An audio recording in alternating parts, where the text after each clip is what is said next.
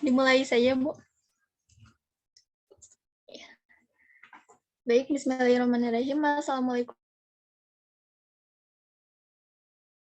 Yang terhormat Ibu Rianita Puspitasari selaku dosen mata kuliah pedagogik dan yang saya sayangi teman-teman sekalian, izinkan kami kelompok 1 untuk memaparkan materi yang telah kami diskusikan, yaitu status dan karakteristik keilmuan pedagogik. Baik, next slide. Ya, kelompok kami beranggotakan 5 orang yang terdiri dari Igna Hafsah Fauzia, saya sendiri, Jeremy Artistiko Limbong, Faiha Zaka, Resi Suryanegara, dan Tegar Tasawijay. Ya, langsung masuk ke materi yang pertama yang akan dipaparkan oleh rekan saya, yaitu Faiha Zaka. Kepada Faiha, saya persilakan. Baik, terima kasih kepada Igna yang telah mempersilahkan saya untuk memaparkan materinya. Saya akan membahas tentang ilmu. Ilmu dalam bahasa Latin dikenal dengan kata scio, scir yang juga berarti tahu. Secara etimologis, istilah ilmu berasal dari kata alama yang berarti tahu.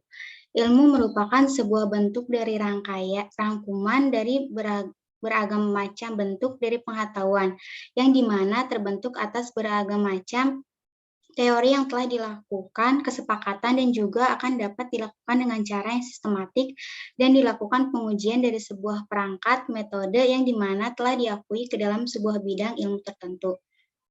Adapun menurut para ahli, menurut Deligne, merupakan rangkaian kegiatan manusia yang rasional dan kognitif dengan metode berupa macam-macam prosedur dan susunan langkah yang kemudian akan menghasilkan kumpulan pengetahuan yang sistematis mengenai berbagai gejala kealaman, kemasyarakatan, atau individu untuk tujuan mencapai kebenaran yang sebenar-benarnya, mendapatkan pemahaman dan memberikan penjelasan atau melakukan penerapan. Next.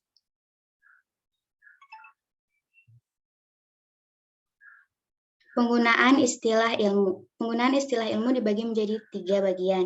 Yang pertama ada bodies of knowledge, yang kedua ada kumpulan pengetahuan yang sistematis, yang ketiga ada cara kerja tertentu. Bodies of knowledge adalah seperangkat lengkap tentang konsep, istilah, dan kegiatan yang membentuk domain para profesional yang didefinisikan oleh masyarakat cendekia atau asosiasi profesional. Yang kedua, kumpulan pengetahuan yang sistematis dapat diartikan sebagai pengetahuan yang teratur dan tersusun, sehingga memberikan pengertian tentang hakikat kebenaran dan pembuktian kebenaran. Yang ketiga, ada cara kerja tertentu. Cara kerja tertentu adalah tindakan pengukuran yang dilakukan terhadap berbagai aktivitas dalam rantai nilai yang ada pada suatu perusahaan. Next.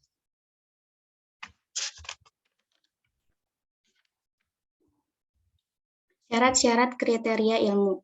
Yang pertama ada objek formal. Objek formal ini yaitu objek tersendiri yang membedakannya dari objek studi disiplin ilmu yang lainnya. Yang kedua ada metodis. Metodis adalah upaya-upaya yang dilakukan untuk meminimalisasi kemungkinan terjadinya penyimpangan dalam mencapai kebenaran. Yang ketiga ada sistematis. Sistematis mempunyai bentuk susunan dan aturan permainan yang jelas secara berurutan antara satu dengan yang lain, atau disebut juga dengan tersusun saling berhubungan. Yang keempat ada proses. Proses merupakan suatu tahapan-tahapan yang diterapkan dari suatu pekerjaan sehingga hasil yang dicapai dari pekerjaan tersebut mampu mengabarkan baiknya prosedur yang digunakan. Dalam melaksanakan suatu pekerjaan perlu adanya proses yang tepat agar setiap pekerjaan dapat diselesaikan secara efektif dan efisien sesuai dengan tujuan-tujuan yang ditetapkan. Mungkin cukup sekian yang dapat saya jelaskan. Saya kembalikan kepada moderator. Baik, terima kasih Faiha yang telah menyampaikan materi pertama. Materi selanjutnya akan dipaparkan oleh Tegar Tasawijay. Kepada Tegar saya persilakan. Baik, terima kasih. Yang selanjutnya yaitu status keilmuan pedagogik. Para ilmuwan menyatakan bahwa pedagogik berstatus sebagai suatu ilmu yang otonom. Menurut banyak ahli, berpandangan ilmiah tentang pendidikan merupakan ilmu tersendiri dan sejajar dengan ilmu-ilmu tentang humanisme seperti ekonomi, hukum, sosiologi, dan sebagainya.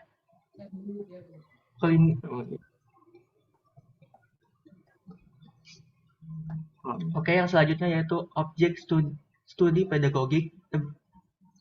Objek studi ilmu pedagogik dibedakan menjadi dua, yaitu objek material dan objek formal. Yang pertama, objek material.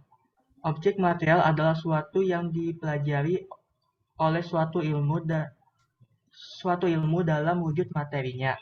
Objek material pedagogik adalah manusia, yakni sama halnya dengan objek material psikologi, sosiologi, ekonomi, dan sebagainya. Kemudian yang kedua yaitu objek formal. Objek formal adalah suatu bentuk yang khas atau spesifik dari objek material yang dipelajari dari suatu ilmu. Pedagogik memiliki objek formal tersendiri yang spesifik dan berbeda daripada objek formal psikologi, ekonomi, dan sebagainya. Kemudian metode studi pedagogik. Metode ilmiah dijabarkan ke dalam metode penelitian ilmiah yang dapat dibedakan kualitatif dan metode penelitian kuantitatif. Metode penelitian kualitatif merupakan metode penelitian ilmu-ilmu kemanusiaan. Kemudian metode penelitian kuantitatif tergolong antara lain metode fenomenologi, hermeneutika, dan etnometologi. Kemudian yang kedua yaitu metode kuantitatif, merupakan metode penelitian ilmu kealaman.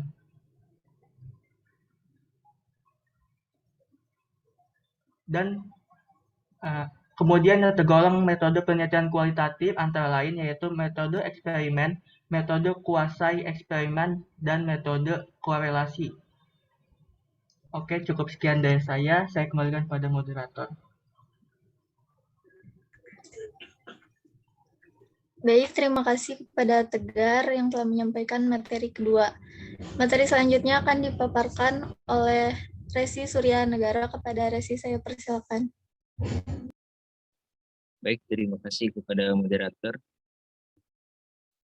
Sebelumnya saya izin off-cam ya. Tolong di next.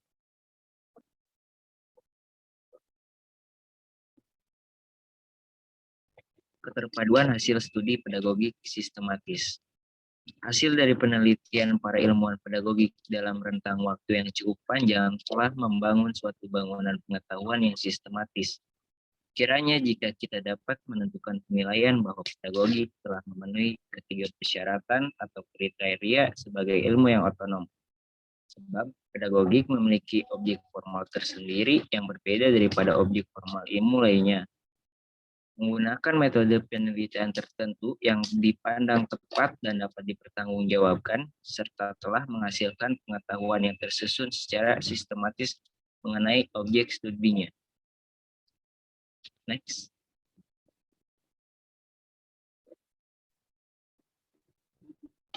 Karakteristik ilmuwan pedagogik. Fungsi atau tugas pedagogik yaitu menyatu padukan temuan hasil studi mengenai objek tertentu, menjelaskan dan memberikan petunjuk atau deskriptif dan preskriptif. Yang ketiga memprediksi, yang D mengontrol, dan yang kelima mengembangkan. Di next.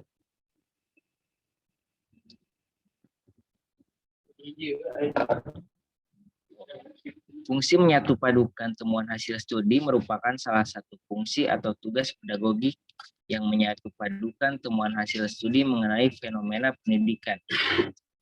Fungsi deskriptif dan preskriptif pedagogik selain berfungsi untuk menggambarkan atau menjelaskan mengenai apa pendidikan anak atau deskriptif, juga berfungsi untuk memberikan petunjuk tentang siapa seharusnya pendidik dan bagaimana seharusnya pendidik bertindak dalam rangka mendidik anak. Yang kedua, fungsi memprediksi. Penggambaran atau penjelasan mengenai pendidikan anak sebagai suatu hasil studi dalam pedagogik mengimplikasikan bahwa pedagogik akan dapat memberikan prediksi tertentu tentang apa yang mungkin terjadi dalam rangka pendidikan anak. Yang ketiga, fungsi mengontrol. Pedagogik dapat melakukan kontrol atau pengendalian agar sesuatu yang baik berkenaan dengan pendidikan anak dapat terjadi, sedangkan sesuatu yang tidak baik yang berkenaan dengan pendidikan anak tidak terjadi. Yang keempat, fungsi mengembangkan. Pedagogik mempunyai fungsi untuk melanjutkan hasil penemuan yang lalu dan berupaya untuk menghasilkan temuan-temuan yang baru. Pedagogik mempunyai karakteristik tersendiri, yaitu memiliki fungsi perspektif. Pedagogik sebagai ilmu empiris, ilmu kemanusiaan, ilmu normatif, dan ilmu praktis. Yang pertama, pedagogik sebagai ilmu empiris adalah fenomena pendidikan. Fenomena pendidikan tersebut berada dalam pergaulan antara orang dewasa dengan anak yang berlangsung di berbagai lingkungan. Yang kedua, pedagogik sebagai ilmu kemanusiaan adalah situasi pendidikan yang berada dalam pergaulan antara manusia dalam pergaulan orang dewasa dan anak. Pedagogik sebagai ilmu normatif berfungsi untuk mempelajari fenomena pendidikan dengan maksud memahami situasi pendidikan sebagai objek studinya. Dan terakhir, pedagogik sebagai ilmu praktis merupakan suatu ilmu yang memberikan pemahaman dan arahan untuk bertindak atau dipraktekkan. Saya kembalikan kepada moderator.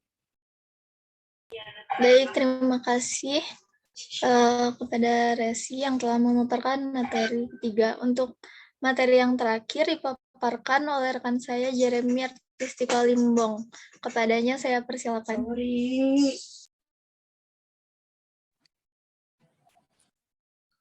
Hubungan pedagogik dengan disiplin lain. Pedagogik mengadopsi konsep atau teori dari ilmu-ilmu lain dalam mempelajari fenomena pendidikan. Pedagogik mengadopsi teori perkembangan anak dan teori belajar dari psikologi. Sebagai ilmu yang bersifat otonom, pedagogik mempunyai peran untuk memilah atau memilih teori mana dari ilmu-ilmu lain atau dari filsafat tersebut yang cocok dan tepat sesuai dengan karakteristik keilmuan pedagogik. Selanjutnya.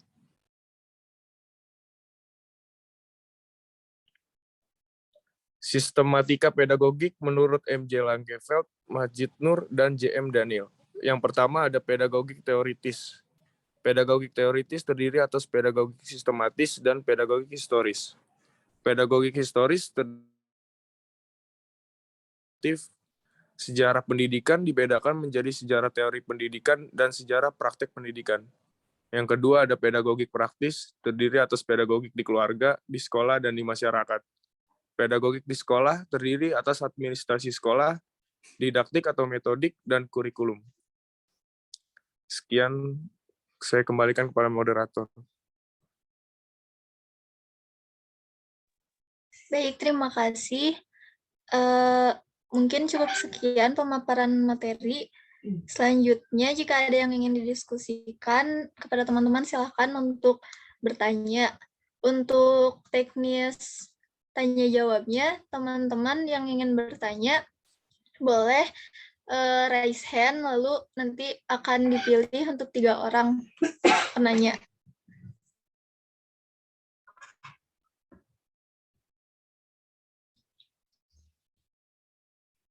Baik, di layar saya yang pertama ada Muhammad Dito, Poppy Nuraini, dan Rian Mizar Safaat. Boleh Muhammad Dito.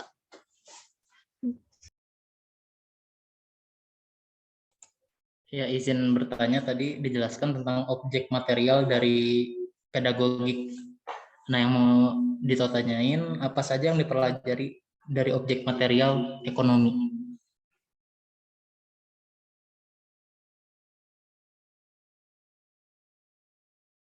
Boleh diulangi pertanyaannya?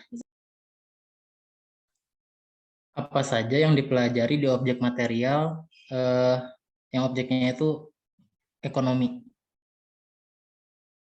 Karena kan ada objek manusia, psikologi, dan ekonomi. Nah, kalau ekonomi apa?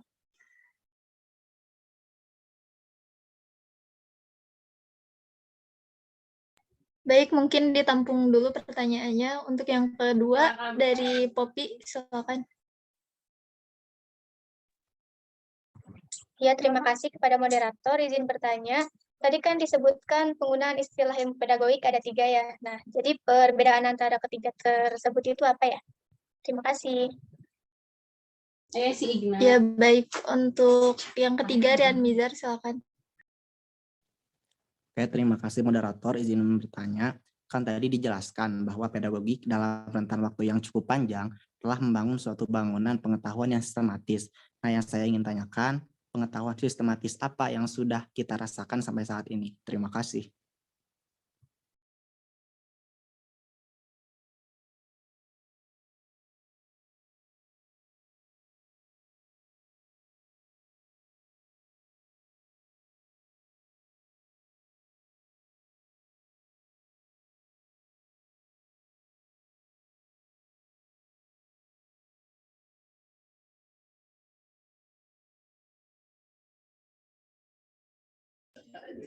Baik, mungkin untuk yang pertama,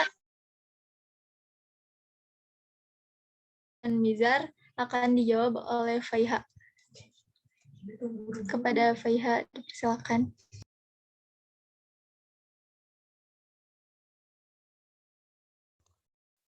Baik, tadi pertanyaannya Mizar itu tentang pengetahuan sistematis apa yang kita rasakan saat ini gitu ya. Yang pertama itu ada kedewasaan yang stabil dan mantap. Kita harus bertindak sesuai dengan norma-norma sosial yang berlaku di masyarakat, serta konsisten dalam bertindak sesuai dengan norma yang berlaku. Yang kedua ada kepribadian yang dewasa.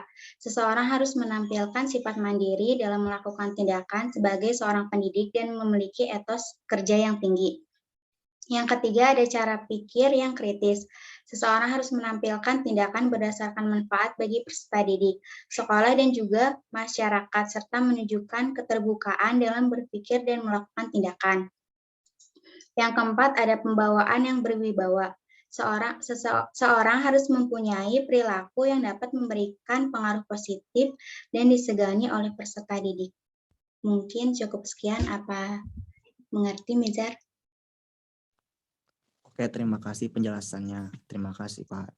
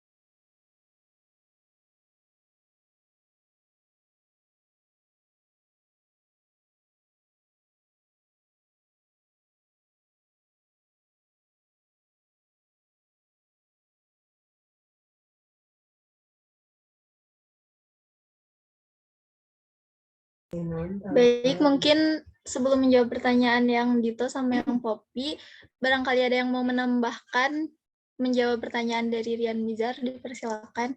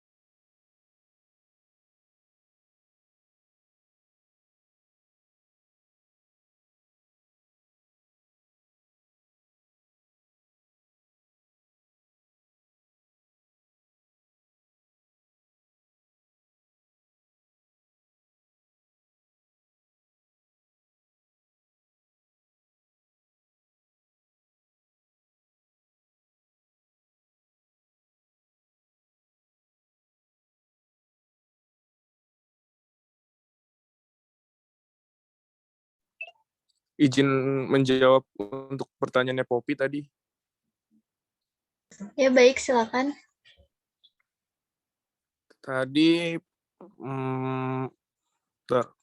pertanyaannya tadi disebutkan penggunaan istilah ilmu ada 3. Lalu perbedaan antara ketiga tersebut apa?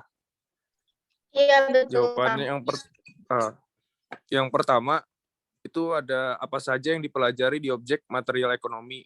Yang kedua itu ada perbedaan penggunaan istilah dalam pedagogik. Yang ketiga itu pengetahuan sistematis apa yang sudah kita rasakan sampai saat ini.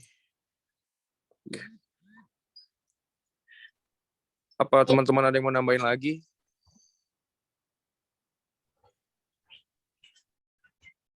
Jika ada yang ingin menambahkan, dipersilakan.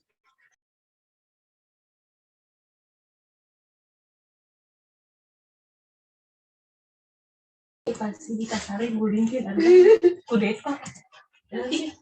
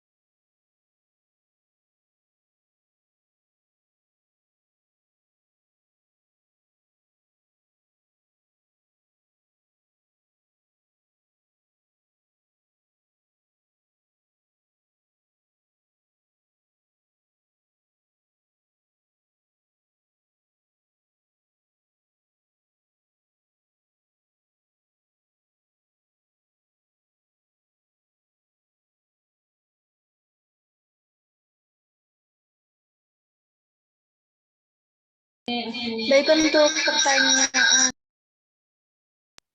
untuk pertanyaan dari Dito akan dijawab oleh Tegar. Silakan Tegar.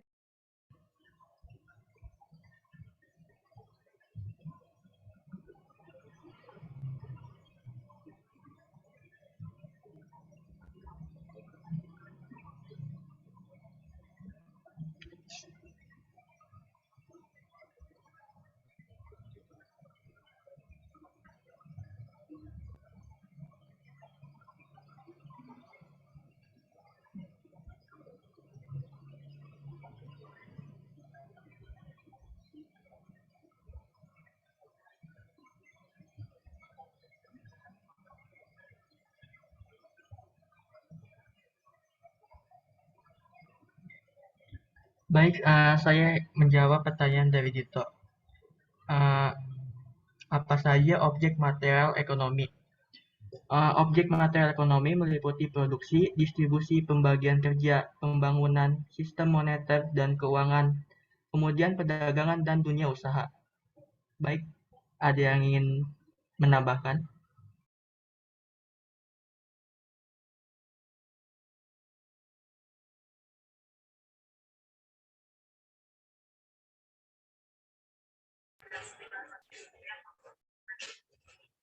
Apakah ada yang ingin menambahkan?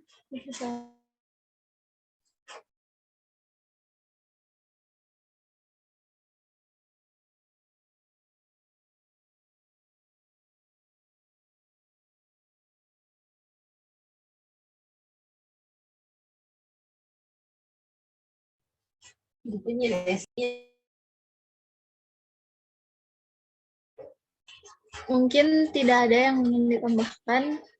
Pada Dito, Poppy, dan Nizar, apakah sudah terjawab?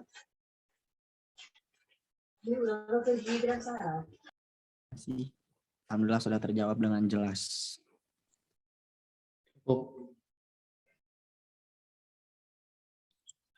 Sudah terjawab, terima kasih.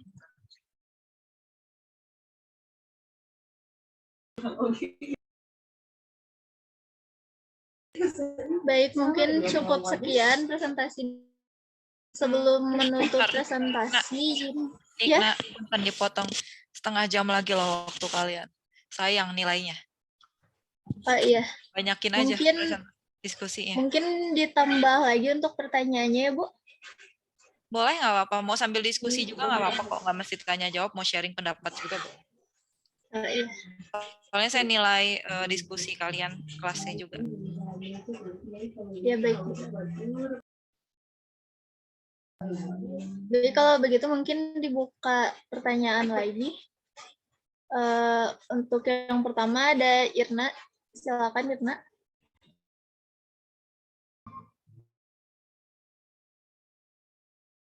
Terdengar. Ya mau tanya, kan kalau di buku itu pedagogik itu kan ilmu yang otonom ya, ilmu yang berdiri sendiri. Nah, padahal kalau dilihat-lihat secara umum itu isinya tuh mirip-mirip banget sama ilmu psikologi.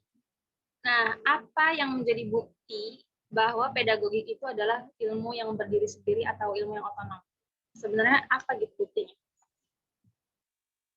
Gitu sih. Terima kasih.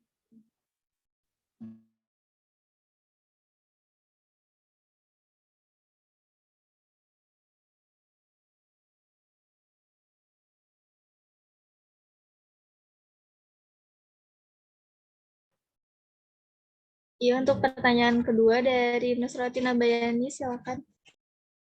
Baik, izin bertanya. Tadi dijelaskan ya oleh presenter mengenai metode studi pedagogik. Ada dua, yaitu metode penelitian kualitatif dan metode penelitian kuantitatif. Untuk metode penelitian kualitatif sendiri itu kan fokusnya di ilmu ilmu kemanusiaan gitu kan, berarti ya ilmu sosial bisa dibilang kayak gitu. Nah, untuk metode penelitian kuantitatif sendiri tadi dijelaskannya itu adalah berfokus kepada ilmu-ilmu alam. Nah, sedangkan yang pernah saya baca dan yang pernah saya ketahui gitu ya, ketika untuk meneliti fenomena-fenomena sosial atau ilmu sosial gitu ya, itu lebih banyak digunakan metode penelitian kuantitatif dibanding metode penelitian kualitatif. Nah, apakah bisa dijelaskan kembali, maksudnya kenapa di dalam metode studi pedagogik ini metode kualitatif itu lebih kepada ilmu-ilmu kemanusiaan dan sebaliknya metode penelitian kuantitatif itu lebih membahas tentang ilmu kealaman, kealam-alaman gitu. Bisa dimengerti para presenter? Cukup jelas apa tidak? Baik, cukup dimengerti. Untuk selanjutnya ada Sylvia Malia. Silahkan, Sylvia. Baik, terima kasih moderator. Saya ingin menanyakan di bagian si Faya, tadi kan dia tuh ngejelasin kerja tertentu gitu. Nah, yang dimaksud kerja tertentu itu apa? Terus bisa nggak beri contohnya itu kayak gimana? Terima kasih.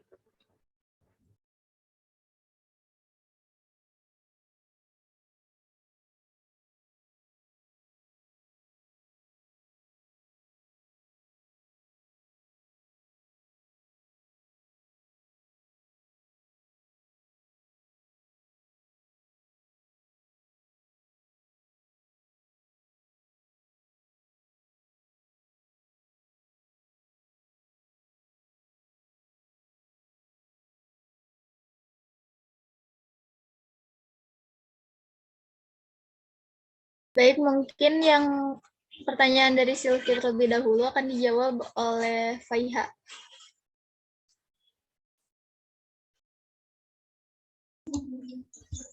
Baik, pertanyaan Sylvie tadi, apa sih tentang pekerjaan tertentu itu dan beri contohnya. Pekerjaan tertentu itu pekerjaan yang diperkirakan menyelesaikan dalam waktu yang tidak terlalu lama.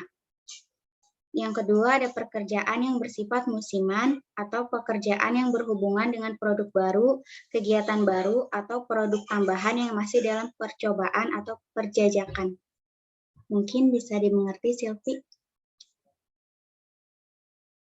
Bisa. Terima kasih. Ya.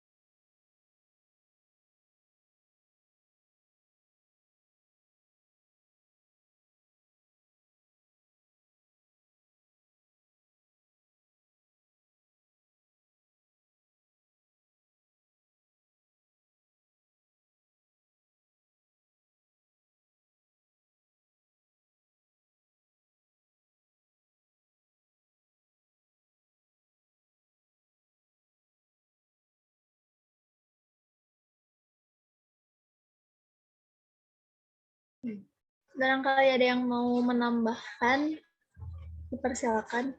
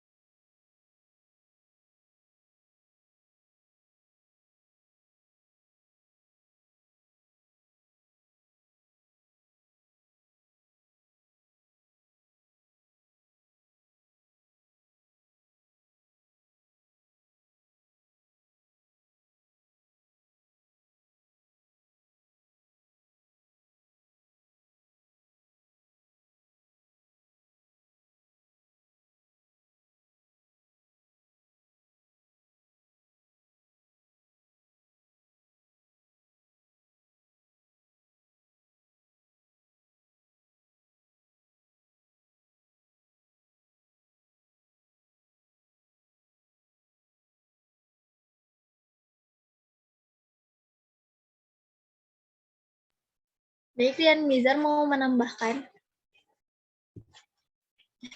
Silakan. ya, terima kasih. Saya ingin menambahkan gitu apa yang telah disampaikan, bukan menambahkan sih, lebih ke merangkum gitu apa yang telah disampaikan Paya, bahwa tadi itu yang dijawab Paya itu kan sistematis apa yang sudah kita rasakan sampai saat ini. Nah, mungkin yang saya tangkap yang tadi Paya jawab yaitu kedewasaan yang stabil dan mantap. Kita harus bertindak sesuai dengan norma-norma sosial yang berlaku di masyarakat.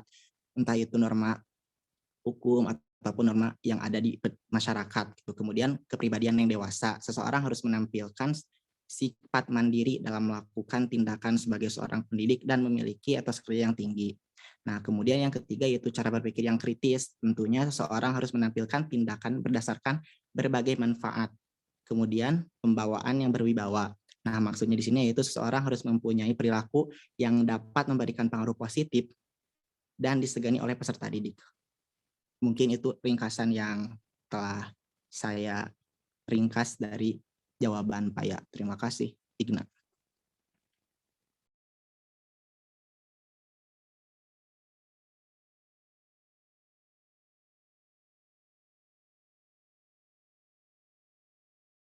Ya baik, terima kasih Rian Mizar.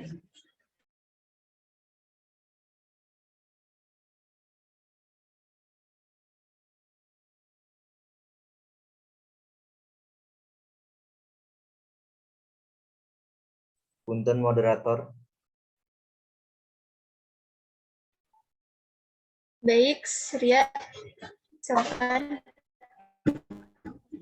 Ini mau menanggapi pertanyaan dari Irma tadi yang pedagogik adalah ilmu yang otonom, padahal kalau dilihat dari pedagogik itu mirip psikologi. Nah, kalau untuk bukti mungkin apa sih namanya, saya lebih menampilkan redaksi di buku yang kita pelajari itu.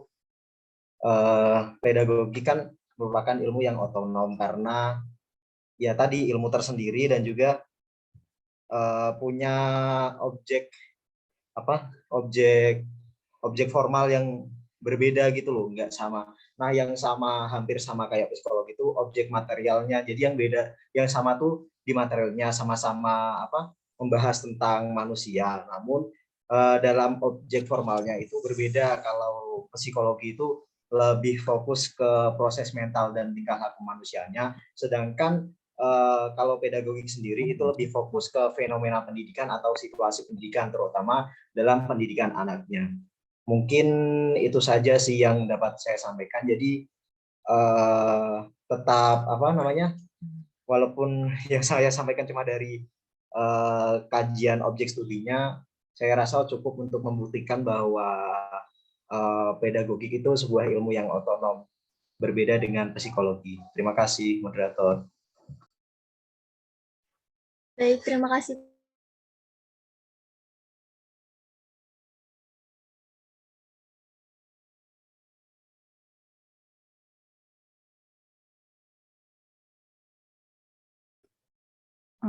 Moderator, Igna mau tanya tadi, Bayan nanya apa ya? Bayan ada gak sih? Bayan tadi nanyanya apa inti pertanyaannya? Izin, sama moderator atau sama saya? Sama Bayan aja. Boleh, sama Bayan. Silakan diulangi pertanyaannya. Izin ya. Iya, tadi kan di metode studi pedagogik itu ada metode penelitian kualitatif dan metode penelitian kuantitatif ya. Dan objek yang ditelitinya itu kalau di kualitatif itu adalah ilmu-ilmu kemanusiaan atau mungkin bisa disebut juga ilmu sosial.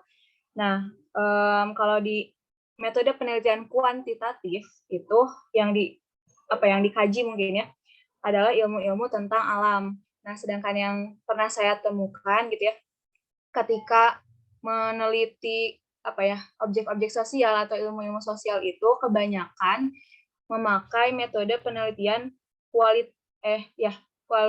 kuantitatif gitu. Jadi apa bedanya gitu? Yang dimaksud dengan metode kuantitatif di metode studi pedagogik dengan metode kuantitatif yang sering dipakai di kajian-kajian di luaran sana gitu. Paham nggak? Ya, paham pertanyaannya. Makasih. Ya, terima kasih.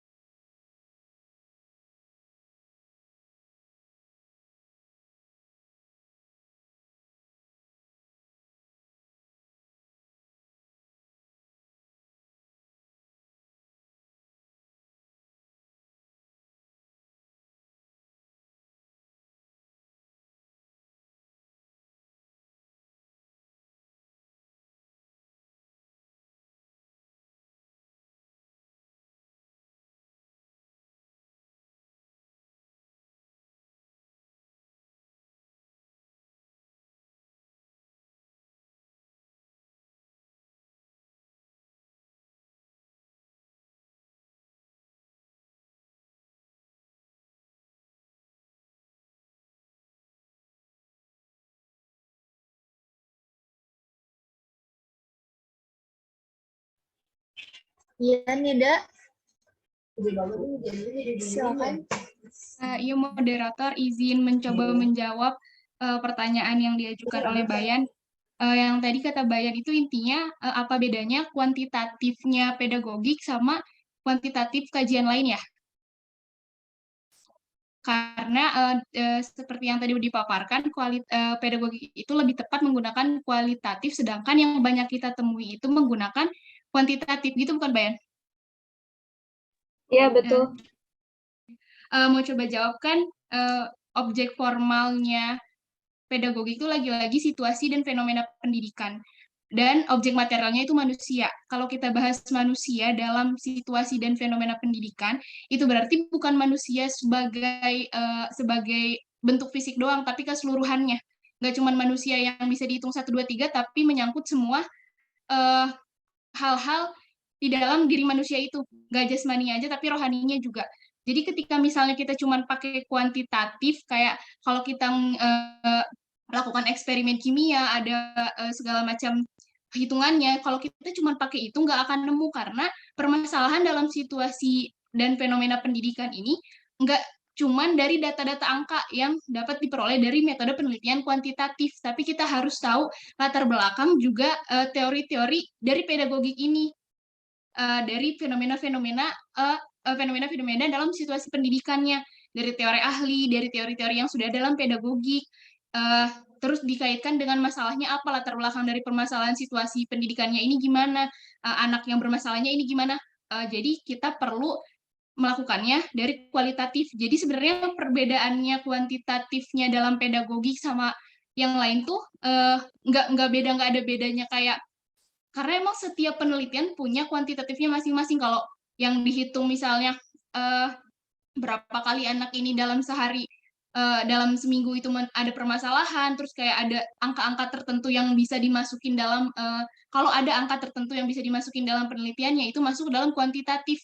Perbedaannya cuma ada di masalah apa yang dihadapi, tapi tetap aja menurut saya pribadi, penyelesaiannya nanti harus dari kualitatif, nggak dapat diselesaikan kayak kita nemu nih akhirnya kuantitatif yang benar-benar kuantitatif kayak kimia. Ini nih angka pastinya ini jawaban dari penelitian kita gitu. Nggak kayak gitu karena pedagogik sendiri situasi pendidikan yang nggak cuma angka-angka kayak gitu sih. Oke, baik. Terima kasih, Nida. Berarti intinya mah kembali lagi ke tujuan penelitian ya. Ketika memang mau meneliti hanya angka-angka, berarti ke kuantitatif gitu kan ya. Tapi ini bicara tentang ilmu pedagogik yang bukan hanya sekedar apa ya, angka formal gitu ya, yang apa ya, kesimpulan yang pasti akan didapat selalu seperti itu. Jadi makanya kualitatif gitu ya. Kurang lebih seperti itu yang saya tangkap.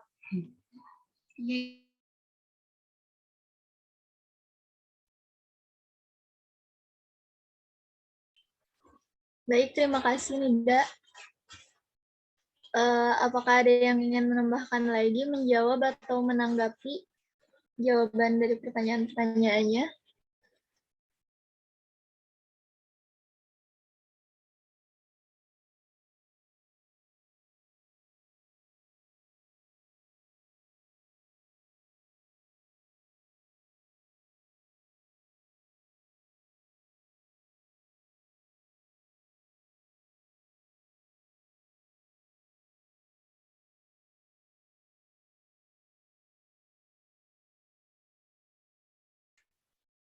Baik, mungkin jika sudah tidak ada yang mau menambahkan atau menanggapi lagi, mungkin saya tutup saja presentasi kelompok kami. Sebelum menutup presentasi ini, izinkan saya menyampaikan beberapa kesimpulan. Pedagogik adalah ilmu yang mempelajari masalah membimbing anak ke arah tujuan tertentu. Pedagogik merupakan ilmu yang mengkaji bagaimana membimbing anak, bagaimana sebaiknya pendidik berhadapan dengan anak didik, serta tugas pendidik dalam mendidik anak agar mampu secara mandiri menyelesaikan tugas hidupnya. Dan pedagogik juga memiliki 4 fungsi. Yang pertama fungsi deskriptif dan preskriptif, yang kedua fungsi memprediksi, yang ketiga fungsi mengontrol, dan yang keempat fungsi mengembangkan. Mungkin cukup sekian dari kelompok kami. Mohon maaf jika banyak kekurangan.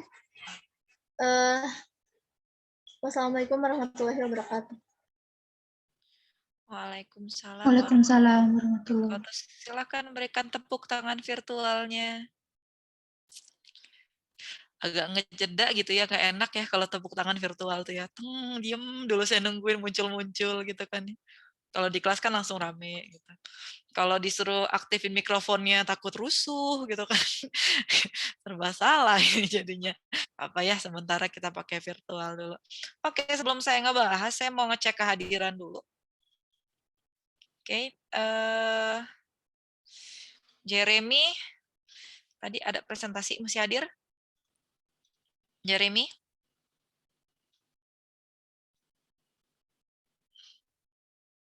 Jeremy mana ya, Jeremy ya? Iya, Ibu.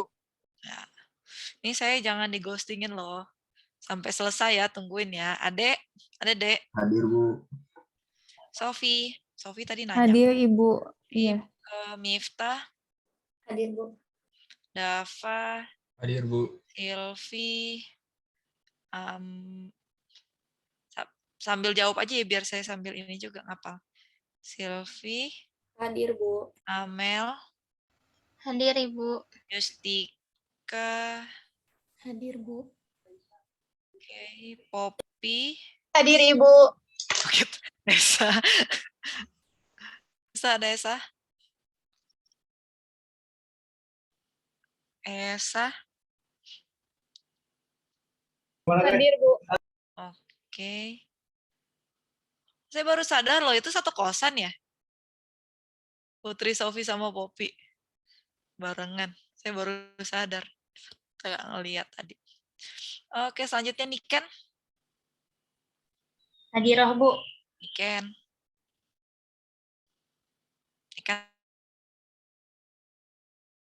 Itu deh. Kalau sinyal saya agak luar biasa bagus hari ini gitu. Soalnya kedengeran nggak, Bu? Kedengeran, cuman sayanya yang agak ini emang sinyalnya. Iya, punten ya. Biasa habis hujannya belum reda sih, sebenarnya bukan habis hujan sih, masih hujan juga gitu di depan. Jadi kalau agak lep-lep, mohon dimaklumi. Selanjutnya ada Rifki. Hadir, Bu. Rifki, ada Nabila, Hadir, Bu. Nadia, Hadir, Bu. Najril, Hadir, Bu. Adi, Hadir, Ibu. Syafiq, Hadir, Bu. Amira, Hadir, Bu. Namira ada nggak? Hadir, Ibu. Oke. Regi, Hadir, Bu. oke. Mary, Hadir, Bu. Safa, Safa, Hadir, Bu. Safa ada nggak? Hadir, Bu. Safa. Hadir, Bu. Safa bareng deh. Ini M Safa Popin ini bareng bukan sih? Iya, Ibu, Oh, nggak iya. ada sinyal jadi Saya belum sacrifice. hafal mukanya soalnya. Oke, siap. Terus selanjutnya Agnia ada? Hadir, Bu. Atala, Hadir, Bu. Ikna, jawab lagi Ikna. Hadir, Ibu. Nurul, tetap saya Hadir, panggil yang Ibu. presentasi. Tegar, Hadir, Ibu. Pepe, Hadir, Bu. Esi, Hadir, Ibu. Ito, Hadir, Bu. Indra, Hadir, Bu. Tiffany. Tadi kayaknya Tiffany ada deh. Oh, hilang lagi. Katanya tadi. Maaf, ya. Ibu, Tiffany terpental tadi Oh katanya. iya, soalnya dia ngomong tadi di awal. Ibu Iya, sinyal tadi saya agak. di chat udah bilang. Nanti suruh masuk lagi aja kalau masih ini. Faiha, Hadir, Ibu. oke. Dita, Hadir, Ibu. Rifki pakai I ya. Hadir, Bu. Rifki ada? Hadir. Hadir, Bu. Oke. Putri Maharani, Hadir, Ibu. Bayan. Mana Bayan nih? Hadir, Bu. Bayan kenapa kemarin gak hadir? Kemarin tuh panjang, Bu, ceritanya. Oh, panjang Aku udah ceritanya ya jelasin. udah. Ya, Intinya. iya. Nantilah di balik layar, Bu. Oke. Siap. Nanti lain kali konfirmasi ya, kalau misalnya ada siapapun yang nggak bisa hadir pada hari itu, konfirmasi ke saya jadi chat. Oke, selanjutnya Nida. Hadir, Bu. Fuji. Hadir, Bu. Dimas. Hadir, Bu. Sania. Hadir, Bu. Yerna. Hadir, Ibu. Ilham. Hadir, Bu. Flynn. Oke, Adek. Flynn bisa dihubungin nggak, Dek? Tadi mah udah dihubungin, Bu, tapi belum ada jawaban kayaknya, Bu. Oh ya udah, nggak apa-apa. Soalnya udah 3 kali. Yang penting udah diingetin aja sama Adek. Selanjutnya nggak apa-apa, biarin aja. Makasih ya. Ya, Bu, sama-sama, Bu. Oke, selanjutnya ada Vicky. Hadir, Bu. Hamam. Hadir, Ibu. Putri Agustina. Hadir, Ibu. Mizar. Hadir, Ibu. Angela. Hadir, Ibu. Idan. Hadir, Ibu. Oke. Angela minggu lalu nggak hadir ya? Oh, hadir, Ibu. Kan Oh, udah terakhir ya, yang telat ya? Oke, saya lupa. udah Idan. dikonfirmasi ke komen. Oke, Idan. Minggu lalu hadir Iya. nggak hadir ya? Kenapa, Bu? Minggu lalu nggak hadir ya? Hadir, cuman sinyalnya, Bu, lama Oke, kepental. pokoknya kalau minggu depan bagi yang emang bener sinyalnya tuh ada kendala, ngomongnya di awal kayak tadi Tiffany. Jadi saya tahu ketika saya suka ngerandom manggil gitu ya, ngecek apakah kalian hadir atau tidak beneran, ataukah saya di ghosting gitu ya. Jadi tolong konfirmasi bagi yang sinyalnya jelek gitu. Jadi kayak Tiffany tadi saya udah aware duluan kalau ada. Oke. Jadi nanti lain kali kalau emang yang merasa ketika saya manggil itu nggak ada, langsung konfirmasi atau di chat langsung aja, baik di sini atau di WA ke saya. Kalau lewat dari harinya saya anggapnya nggak hadir ya. Termasuk ketika pengumpulan apa tuh namanya, resume. Yang telat-telat kalau udah nyampe 1 minggu udah tugas yang selanjutnya ya lewat gitu ya. Jadi jangan sampai udah saya buka folder selanjutnya baru mengumpulin. Oke, sekarang kita lanjut untuk pembahasan nih. Wah, lumayan lama. Jadi kalau tanya Bu, agak ada yang pusing-pusing nggak sih? Coba raise hand. Saya mau ngecek nih, ada yang pusing-pusing nggak materinya? Mulai agak klieng gitu. Ini kan materinya berarti relatifnya baru ya buat kalian ya. Karena di waktu sekolah dulu kan belum kayak ngomongin bedanya ilmu A dengan ilmu B gitu kan ya. Kalau di situ kalau misalnya kayak materi kayak landasan pendidikan itu mungkin ada beberapa yang udah belajar di ketika belajar kayak IPS gitu kan ya. Itu udah ada. Tapi kalau tentang pedagogik apalagi yang awal-awal itu kajian ilmu mungkin baru juga buat kalian. Gitu. Atau mungkin ada juga yang udah belajar kita apalagi kayak sekarang itu kan generasi digital tuh cepat banget infonya. Pertanyaan pertama ini sebenarnya pertanyaan Dito sama pertanyaan Irna mau saya gabung ya, nggak apa-apa ya kalau saya gabung-gabung ya. Gitu. Jadi biar lebih enak aja ngejelasinnya. Apa saja yang dipelajari kalau ekonomi? Kan ada psikologi, ekonomi, dan pedagogik gitu ya. Benar ya Dito ya? Saya konfirmasi dulu pertanyaannya. Oke. Jadi tadi sebenarnya udah dibahas ya. Jadi ada objek material gitu kan ya. Ada objek formal, mau saya jelasin ulang. Bedanya apa sih kalau di buku kan agak rumit mungkin bahasanya. Simpelnya adalah kayak gini, material itu adalah materi utama yang dikajinya. Sedangkan formal adalah materi fokus dari si materialnya. Gitu. Oleh karena itu, objek material tuh hanya ada 2. Kalau nggak dia manusia, ya dia alam. Nggak ada yang lainnya. Hanya fokusnya di situ. Manusia atau alam. Gitu. Jadi misalnya nih, ilmu-ilmu kayak yang IPS ya, yang biasa kita pelajarin di sekolah itu IPS, berarti dia ke manusia umumnya. Atau kalau yang di IPA, cenderungnya dia berarti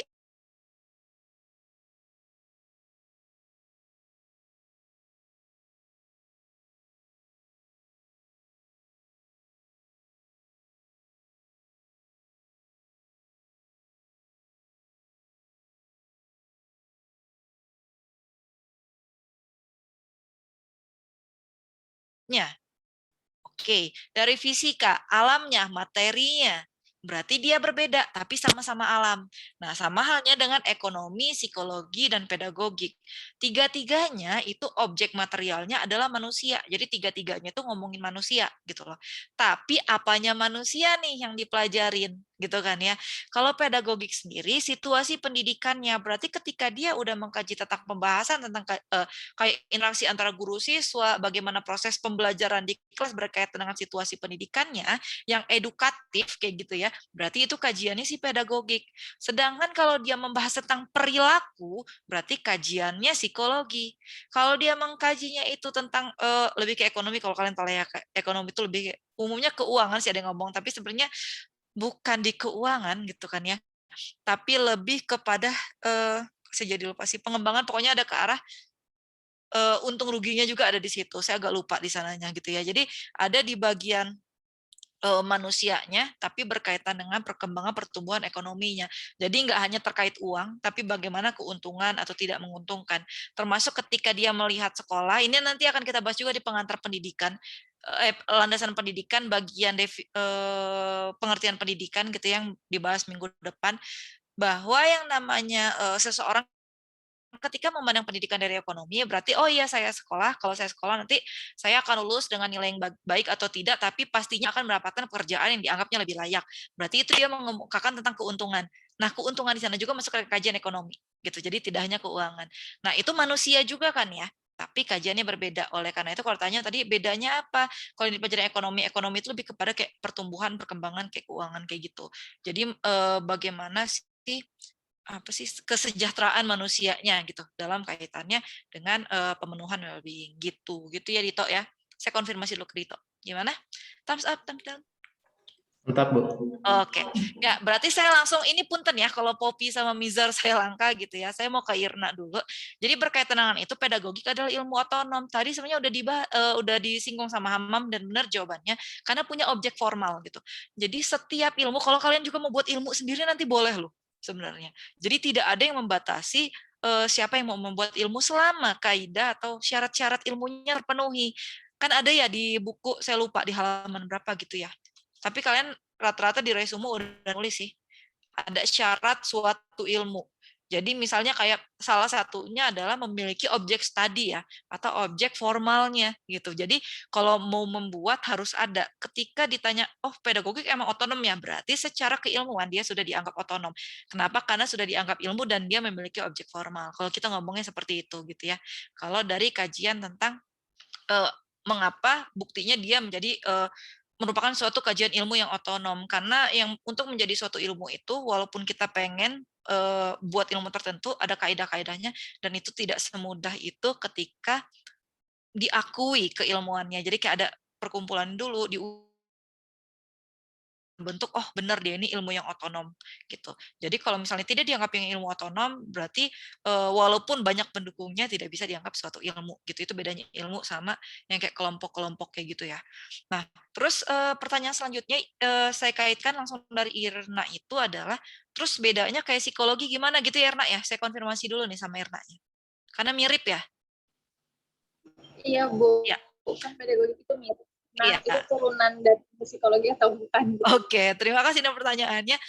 Uniknya ya, pertanyaan ini juga ditanyakan mahasiswa-mahasiswa S2 prodi pedagogik gitu ya.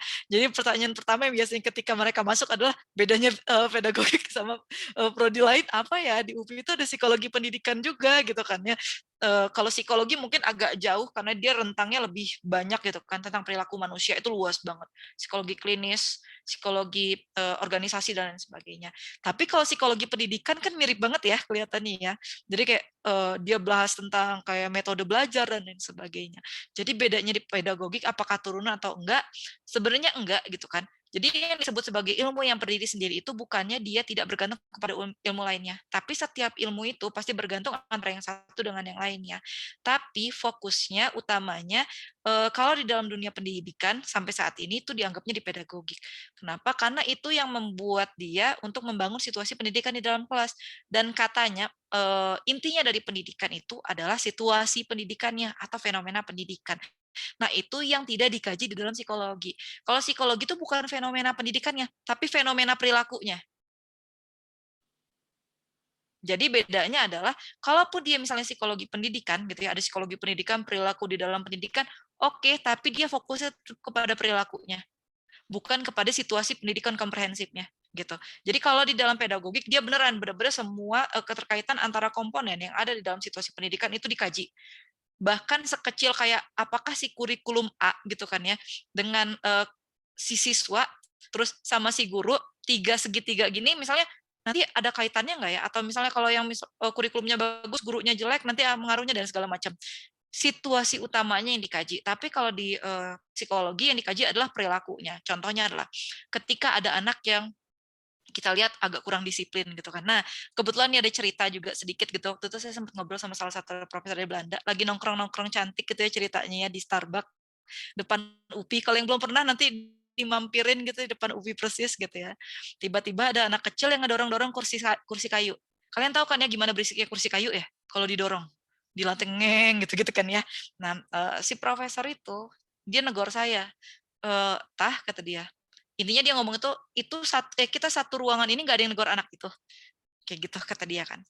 Terus saya bilang, kenapa? Ini kan situasi pedagogik, bukan masalah perilakunya, tapi situasi bedanya apa nih? Kalau dia dari psikologi, dia orang psikologi pendidikan. Kalau saya dari psikologi pendidikan, gitu ya, berarti saya akan mengkaji perilaku seperti ini disebabkan oleh apa?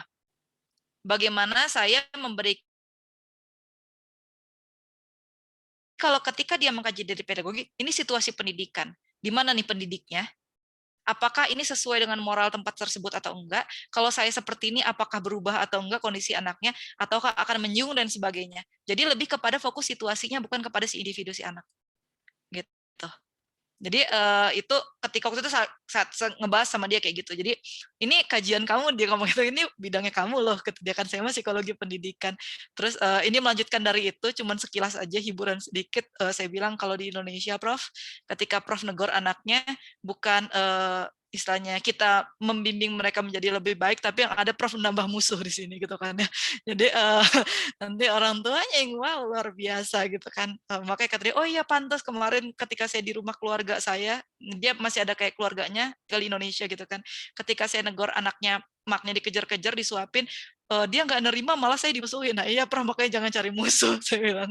Kalau di sini nggak bisa gitu, kata dia. Soalnya kebudayaannya adalah kalau di sana, di Belanda, kata dia, tanggung jawab negor si anak adalah tanggung jawab siapapun yang ada di situ, walaupun nggak kenal. Gitu ya, beda lah ya. Kalau kita bayangin nggak, itu anaknya kenapa? Yang ada kita ribut sama emaknya gitu kan. Jadi itu beda budaya. Nah, jadi untuk Irna kayak gitu, fokusnya ada dari contoh tersebut, ketika dia berkaca dari sisi psikologi, dia akan mengkaji tentang oke, ini adalah suatu kasus perilaku si anak, intervensinya seperti apa. Intervensi itu kayak apa tindakan yang dilakukan untuk merubah hal tersebut. Tapi kalau dari sisi dari sisi pedagogis, dia melihat si situasi pendidikannya. Apakah ini edukatif atau enggak? Sesuai enggak sih dengan norma yang ada di tempatnya? Makanya cenderungnya adalah ketika si psikologi itu ilmu yang dianggap deskriptif atau memaparkan tentang situasi pada saat itu, sedangkan pedagogis itu pedagogik lebih normatif, yaitu apa yang seharusnya, apa yang idealnya. Itu bedanya kayak gitu. Itu kalau mau ngecek nanti bedanya deskriptif ideal kayak gimana, bisa dicek ke blog saya ya. Promosi lagi si ibu ini gitu kan ya. Oke, gitu ya Irna, gimana?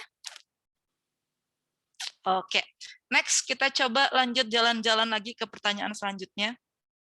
Oh ya, saya mau nanya Silvi dulu. Silvi, tadi soalnya kan itu membahas tentang presentasinya Faiha ya. Tapi udah terjawab belum? Soalnya ini kan bukan hal yang kayak kajian keilmuan ya. Lebih kepada konfirmasi pembahasan. Tapi tadi udah dipahamin jawaban dari Faiha yang tentang kerja tertentu itu apa gitu? Udah, Bu. Oh iya deh. Pengen dari Ibu, coba Bu. Saya mau nanya dulu, ini yang mana sih pembahasannya, bisa di-share nggak screen-nya? Soalnya saya bingung juga tuh, yang mana nih? Makanya saya nanya dulu. Tadi kalimatnya gimana? Soalnya, Bu. Kalimatnya tadi, kalimat yang disebut Faihanya yang ketika presentasi, yang ketika dia menyebutkan kerja tertentu gitu ya pertanyaannya. Iya Bu, makanya saya yang kayak gimana paham. nih? Jadi tadi Faiha itu mempresentasikan ada 3, yang satu itu tentang apa ya? Pokoknya itu ada Bu, ada 3. Nah, saya itu kurang pahami itu yang kerja tertentu itu, makanya saya. Faiha bisa di share screen nggak? Coba. Apanya Ibu, PPT-nya? Ya, PPT-nya boleh. Di bagian yang mana? Yang Faiha terkait ada kayak apa nih namanya? Tentang saya nangkep tadi Silva nanya kerja tertentu itu apa, tapi saya bingung ini maksud. Oh, oke. Ini berarti berkaitan dengan pertanyaan dari Poppy ya, yang bodies of knowledge, body of systematic sama scientific method ya? Iya, Ibu, betul. Oke. Nah, berarti ntar saya gabung ya jawabnya. Oke, makasih Faiha sama Silvi pertanyaannya. Jadi Silvi nanya yang terkait dengan cara kerja tertentu ya. Sedangkan kalau Poppy nanyanya yang 3-3-nya. Saya gabung aja ya, nggak apa-apa ya untuk Poppy sama Faiha ya. Untuk Poppy sama Silvi, punten. Oke, jadi tadi ada pembahasan, ada yang disebutnya bodies of knowledge, ada yang body of systematic sama scientific method. Itu kan benar Poppy pertanyaannya? Iya Ibu, benar. Oke, berarti Silvi nanyanya yang scientific methodnya nanti, yang kerja tertentu itu seperti apa. Oke, kita bahas satu-satu dari bodies of knowledge yang juga. Bodies of knowledge, sebenarnya bodies of knowledge sama body of science systematic, kalau di Indonesiain dua-duanya artinya ilmu pengetahuan. Oke, bedanya apa nih ilmu pengetahuan yang body of knowledge sama yang body of systematic? Kalau bodies of knowledge, kalian akan mengenalnya juga dengan bidang studi, subject matter, atau field, atau lapangan. Berarti kayak fisika, kimia, biologi itu merupakan suatu bidang studi tertentu. Sedangkan kalau si body of systematic-nya, dia lebih kepada konsep-konsep yang kita pelajari di dalam suatu bidang ilmu tertentu. Contohnya, dari fisika, kita belajar tentang tekanan. Nah, si konsep tentang tekanannya itu di body of systematic. Tapi fisikanya itu di bodies of knowledge. Gitu. Nah, terus udah dapet kan ya, berarti bedanya yang satunya ada lebih luas karena dia merupakan suatu bidang ilmu tertentu, ilmu pengetahuan juga kalau kita sebutnya, cuman biasanya kayak bidang ilmu atau bidang studi gitu. Sedangkan body of systematic-nya lebih kepada si konsep-konsep yang ada di dalam bidang ilmunya tersendiri gitu. Jadi kayak body of systematic ada di dalam bodies of knowledge gitu. Nah, terakhir tuh yang ketiga ada scientific method atau metode ilmiah untuk cara kerja tertentu gitu ya. Tadi yang ditanyakan sama Sylvie. Tertentunya ini apa nih untuk cara kerjanya gitu kan ya. Jadi di setiap bodies of knowledge, di setiap bidang studi, atau di setiap body of systematic, atau di setiap suatu konsep tertentu, untuk memperoleh ilmu-ilmu di dalamnya, kita membutuhkan metode ilmiah tertentu untuk memproses ilmu, untuk mendapatkan ilmu tersebut gitu loh. Kayak gimana? Contohnya nih, untuk kita mengetahui gitu kan ya, bagaimana ini saya senang banget ngasih contoh yang reward and punishment gitu kan ya. Bagaimana sih reward and punishment itu menjadi suatu konsep yang akhirnya digunakan dalam pendidikan gitu ya. Kalau dikasih reward motivasi meningkat, kalau dikasih punishment dia motivasinya juga bisa meningkat bisa menurun. Karena takut dia bisa meningkat atau karena takut juga dia bisa malah jadi males, itu bisa kayak gitu. Nah, konsep apa? Bagaimana ngebangun konsepnya? Penelitian lewat apa? Lewat scientific method. Dicatat hasilnya dan disimpulkan terakhirnya. Simpulannya tersebut itu dijadikan suatu konsep tertentu, yaitu di body of systematic yang akan berkontribusi atau menyumbangkan pengetahuannya ke dalam body of knowledge gitu. Paham maksudnya? Ya, jadi si body of knowledge itu ruang lingkup gedenya, bidang studinya. Di dalam bidang studi itu ada konsep, teori, dan segala macam, itu adalah body of systematic, yang biasanya ilmu-ilmu tersebut ya, teori-teori tersebut diperolehnya melalui scientific method. Karena suatu pengetahuan hanya bisa dianggap sebagai suatu ilmu apabila dia telah dirumuskan berdasarkan metode ilmiah tertentu. Jadi kalau dia belum berdasarkan metode ilmiah, belum ada kayak kajian ilmiah, scientific methodnya tidak digunakan, berarti hanya bisa dianggap sebagai pengetahuan, belum ilmu. Paham maksudnya? Gimana, Poppy? Thumbs up, thumbs down. Oke. Mana nih? Kalau sulit mic-nya boleh pakai emot kok. Cie emot. Gitu. Iya, Ibu, susah sinyal di sini udah. Nggak apa-apa. Oke, dan berkaitan dengan itu, oke, terima kasih Poppy. Selanjutnya berkaitan dengan itu berarti dari Sylvie. Jadi apa maksudnya kerja tertentu, yaitu metode apa sih yang digunakan ketika kita ingin menyelesaikan atau menganalisis suatu fenomena atau isu tertentu. Gitu. Jadi makanya cara kerja tertentu, oh berarti kita menggunakannya metode yang seperti apa gitu loh. Itu maksud tertentunya di situ kayak gitu. Gimana Sylvie? Iya, Bu, udah. Oke. Thumbs up, thumbs down. Mana nih? Oke. Berarti yang belum adalah pertanyaan dari Mizar sama Bayan ya. Kita ke pertanyaan Mizar, naik lagi ke atas ya, muter-muter nih jawabnya. Oke, ada pedagogik telah membangun pengetahuan yang sistematis, pengetahuan seperti apa yang sudah kita rasakan saat ini. Dari kata, benar nggak pertanyaannya Mizar kayak gitu? Bu, betul. Oke, iya. Terima kasih Mizar pertanyaannya. Jadi kalau tanya sistematis dulu ya kita bahas. Sistematis itu berarti dia berurutan, terintegrasi antara satu komponen dengan komponen yang lain. Itu makna dari kata sistematis. Jadi gimana nih pedagogik sebagai ilmu yang sistematis berkontribusi kepada kehidupan gitu kan ya, pengetahuan seperti apa yang sudah kita rasakan. Sebenarnya banyak sih, salah satu pengetahuan yang berasal dibangun pedagogik itu di berbagai lingkungan, ada yang di lingkungan rumah, ada yang lingkungan sekolah atau lingkungan masyarakat di dalam pendidikan. Simpelnya adalah kalau di rumah misalnya konsep parenting, itu sekarang lagi booming banget kan ya. Yang kayak metode mendidik, mendisiplinkan anak di rumah gitu kan, itu kan nggak ada ujuk-ujuk langsung diterapkan gitu kan ya, itu ada kajian keilmuannya tertentu dan itu sebenarnya bagian dari pedagogik, bagaimana situasi pendidikan di dalam rumah, balik lagi ada fenomena pendidikan gitu, jadi fokusnya ke arah sana, makanya disebutnya kajiannya sistematis. Lebih luas lagi biasanya yang umum banget digunakan adalah kegiatan yang ada di sekolah. Jadi bagaimana mengelola pembelajaran, kayak pembuatan RPP yang baik dan benar, bagaimana tahapan dari pembukaan, terus pelaksanaan, lalu ada evaluasi, itu udah termasuk kajian sistematis dari bidang pedagogik sebenarnya. Karena identiknya pedagogik itu kalau di Indonesia, walaupun memang artinya ilmu mendidik, tapi banyak cenderung ke arah pengajaran digunakannya. Makanya salah satu kompetensi guru adalah kompetensi pedagogik, yaitu bagaimana guru mengajar siswanya. Gitu. Jadi kalau tanya contoh yang kita rasakan seperti apa? Yang kalian rasakan bisa positif atau negatifnya ya. Yang harapannya adalah positifnya. Jadi bagaimana guru mengajar di sekolah, menerapkan konsep-konsep dari berbagai bidang ilmu lainnya, dari sosiologi, psikologi, dan lain sebagainya, sehingga pembelajaran di sekolah itu berlangsung dengan baik gitu ya.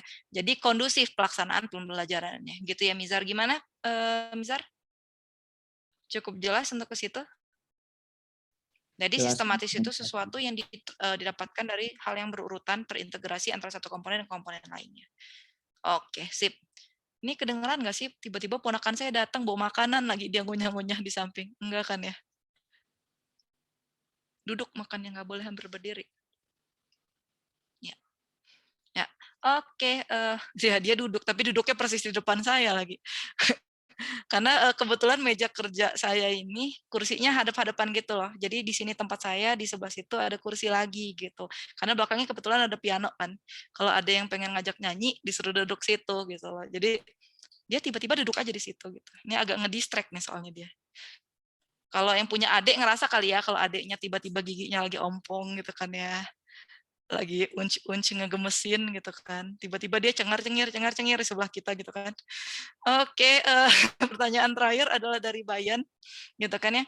Bayan menanyakan metode penelitian kuantitatif kualitatif. Kualitatif kan sosial kalau di buku, kuantitatif itu alam. Mengapa dalam studi pendidikan kualitatif pada kemanusiaan saya sering melihat kuantitatif dipakai ilmu sosial gitu ya, benar nggak Bayan pertanyaannya? Ya, Ibu, betul. Benar ya? Saya mau konfirmasi dulu, yang Bayan lihat metode survei bukan? Yang ada persentase-persentase gitu ya? Polling gitu. Kayak gitu. Itu kalian sering kan ya ngeklik polling gitu. Oke, Ya, jadi betul. terima kasih Bayan pertanyaannya. Jadi gini, waduh saya kayak ngajar ini nih, kayak ngajar mau buat orang buat skripsi gitu. Oke, jadi kalau metode penelitian itu ada yang namanya metode kuantitatif, ada yang namanya metode kualitatif. Jadi bedanya apa? Kalau metode kuantitatif itu biasanya angka atau yang diangkakan. Bu, yang diangkakan itu seperti apa gitu kan? Contohnya adalah mungkin kalian pernah melihat di sekolah gitu ya, atau pasti kalian pernah sih saya yakin ngisi angket yang kalau sangat setuju 5, ya kan, kurang setuju 4, setuju 3, tidak terlalu kayak gitu, pokoknya ada urutan-urutannya sampai sangat tidak setuju, artinya 1 gitu. Sebenarnya kan sangat tidak setuju itu kalimatnya adalah kata-kata, benar nggak? Tapi diangkakan, kata tidak setuju, sangat tidak setujunya itu dijadikan angka 1. Dan akhirnya nanti ada data statistiknya dihitung yang nantinya metode kuantitatif. Kalau tanya, Bu, kenapa kok di kuantitatif, kok di ilmu sosial yang ditemukan misalnya Bayan atau dengan kalian semua menggunakan persentase yang memang itu sebenarnya kuantitatif. Kenapa itu ilmu sosial ngomongin manusia gitu kan ya, bagaimana jumlah berapa orang yang menggunakan gadget dan lain sebagainya. Kenapa menggunakannya bukan kualitatif? Kuantitatif itu adalah metode yang cocok digunakan apabila ya kalian mau menelitinya itu banyak orang. Kalau untuk di ilmu sosial. Kenapa? Karena kalau misalnya mau yang diteliti 200 orang, 300 orang, kalau mau kalian wawancara satu-satu berapa lama? Gitu. Oleh karena itu diambil. Jadi diambil sekian orang, dicek di persentase. Oh, berarti dari sekian orang, sekian persen itu menyatakan seperti ini. Itu makanya seringkali digunakan juga di ilmu sosial. Gitu. Terus kalau tanya, Bu, kenapa pedagogik? Sebenarnya ilmu sosial juga, tapi dia lebih ngomongin menggunakan kualitatif. Bedanya kalau kuantitatif tadi angka atau sesuatu atau kata-kata yang diangkakan, kalau kualitatif yaitu adalah kata-kata atau angka yang dijadikan kata-kata. Contohnya nih, nilai 100, kalian jadi sangat baik. Ya kan? Nilai 90 cukup baik gitu kan ya. Itu kan sebenarnya angka tuh dijadikan kata-kata. Yang sekarang kalau yang sekalian sempat mengalami ketika di raport Kurtilas ya, yang deskripsi. Itu kan ya, itu guru bagaimana merubah angka-angka yang ada di keseharian kalian menjadi sesuatu yang berupa kata-kata. Kenapa sih Bu pedagogik itu lebih cenderung kepada kualitatif bukan kepada kuantitatif? Karena pedagogik balik lagi objek formalnya adalah situasi pendidikan. Situasi pendidikan yang dianalisis oleh pedagogik yaitu antara keterkaitan antara komponen yang satu dengan komponen yang lain. Untuk mendapatkan hasil yang komprehensif, kita harus benar-benar kayak kajiannya itu mendalam. Dengan apa? Kalau mau nanya siswa, itu nggak bisa diambil sampelnya doang. Nggak bisa misal dari 100 siswa, kita ambil oke lah secara acak 50 orang, persentasenya sekian. Nggak boleh kalau dalam pedagogik. Kenapa? Bukan nggak boleh sebenarnya, tidak dianjurkan. Kenapa? Karena seringkali dengan yang namanya angket, kita tidak bisa mengungkapkan apa yang dipikiran sebenarnya. Sedangkan anak-anak atau kalian yang ketika diwawancara bisa mengungkapkan. Nah, itu yang dicari oleh pedagogik. Yang dicari pedagogik adalah bagaimana memahami situasi pendidikan sebenarnya. Yang katanya analisis seperti itu hanya diperoleh melalui kayak in-depth interview atau mikir dulu. Atau wawancara yang mendalam maksudnya gitu ya. Jadi saya udah lama nggak nulis Indonesianya soalnya. Oke, wawancara yang mendalam itu seperti itu. Atau juga bisa observasi, kayak ngelihat di kelas itu anak-anak seperti apa, terus dicatat. Nah, itu semuanya adalah berupa metode kualitatif. Gitu. Oleh karena itu, si kualitatif ini digunakan kepada kepada bidang kajian pedagogik gitu kan ya.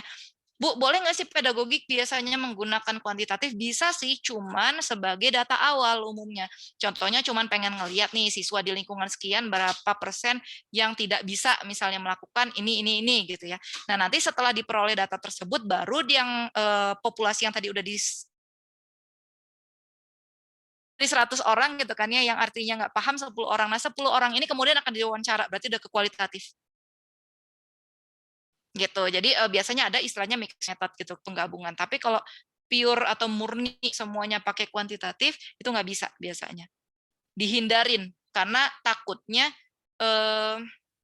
kita lebih kayak cenderung ngomongin kayak misalnya populasi banyak orang, tapi di lingkungan tersebut nggak sesuai gitu. Itu yang sering kali kalau kalian tahu tes PISA tahu kan ya?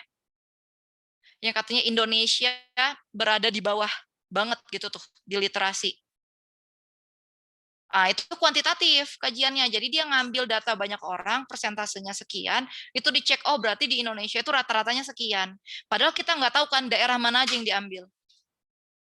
Oke, mungkin rata-ratanya di paling bawah, tapi kalau kita compare misalnya anak-anak yang dari sekolah-sekolah yang kayak emang bagus dan anak-anak yang memang kalian tahu ada yang unggul yang memang prestasinya luar biasa, mungkin kalau di-compare juga dengan negara-negara Asia Tenggara lainnya kayak Singapura masih bisa bersaing gitu loh.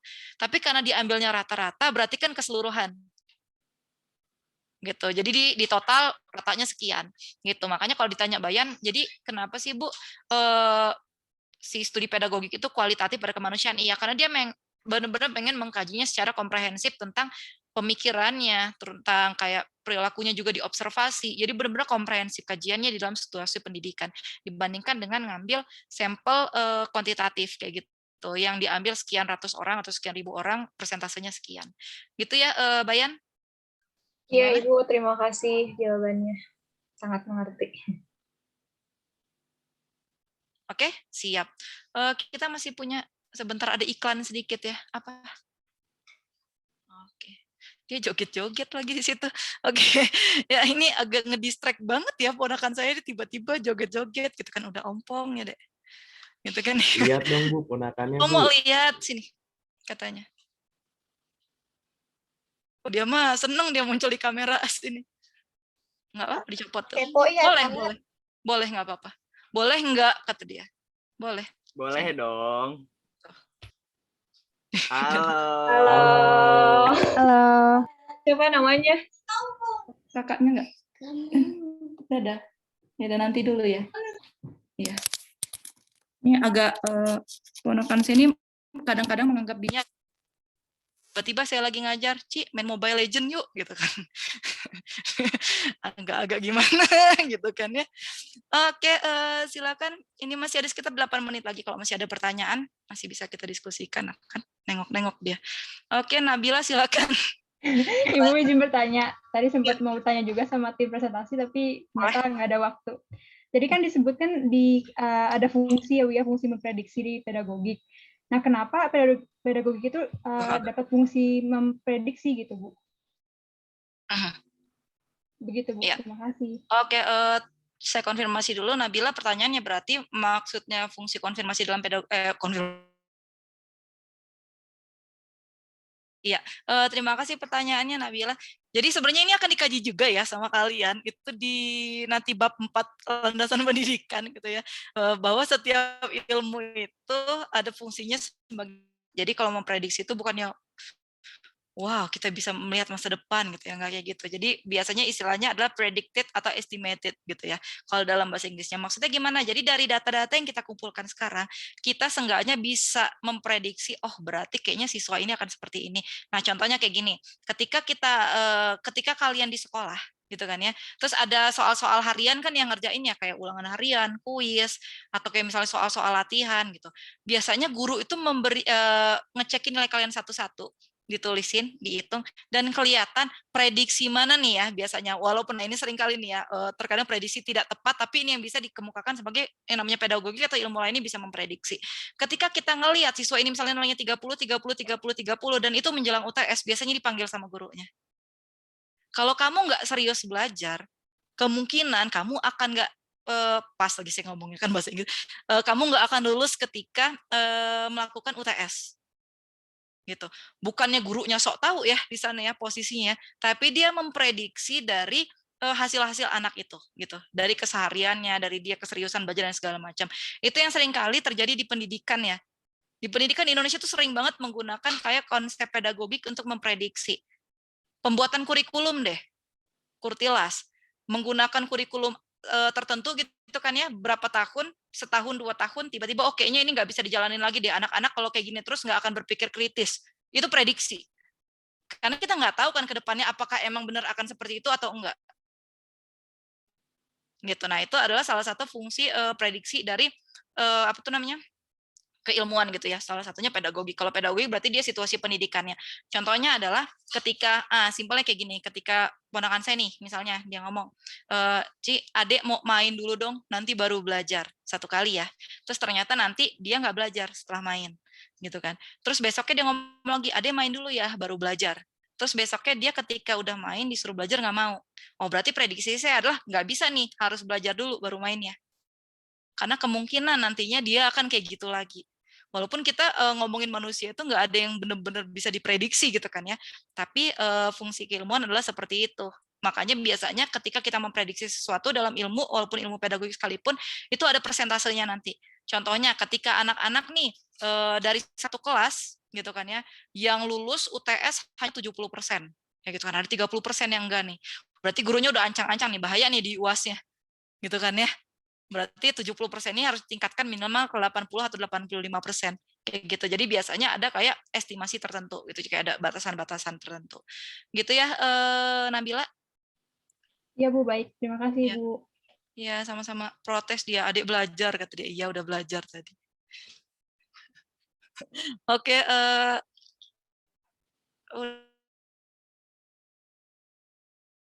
bukan ngomongin kalian, ngomongin dia. Adek boleh main lagi enggak? Udah habis 1 jamnya. Oke, siap lagi tadi kayaknya ada raise hand nih 1 orang lagi.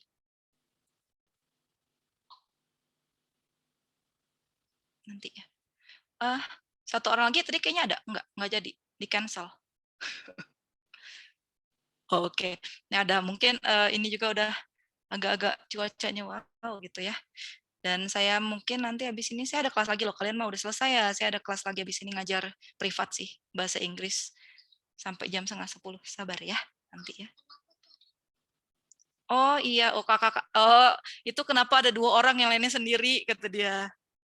Bener kakak itu ya harus ditegur ya, berdua ngerjainnya ya, nggak sendirian.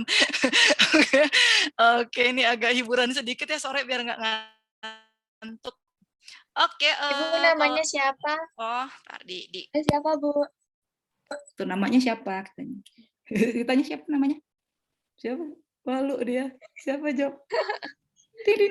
KENZIE. Oh, diejain tuh Kak, bisa baca. KENZIE kata dia. Oke, ini sih bisa lah orang udah kuliah. Kalau adik kan kelas 1. Ya. Oke. Oke, jadi mungkin sekian perkuliahan kita hari ini. Kita berjumpa lagi minggu depan masih di channel yang sama ya. Mata kuliah pedagogi. Jangan lupa di apa, Dek? Di subscribe kata dia. Dia sering ngedengar saya recording soalnya, jadi agak-agak terkontaminasi gitu. Oke, jadi kita bertemu lagi minggu depan di pembahasan selanjutnya, dan jangan lupa ya untuk di landasan pendidikan juga kita udah mulai presentasi juga. Jadi minggu-minggu ke depan udah banyak banget presentasi. Semangat buat kalian semua. Terus udah bisa ya sekarang ngomong happy weekend ya?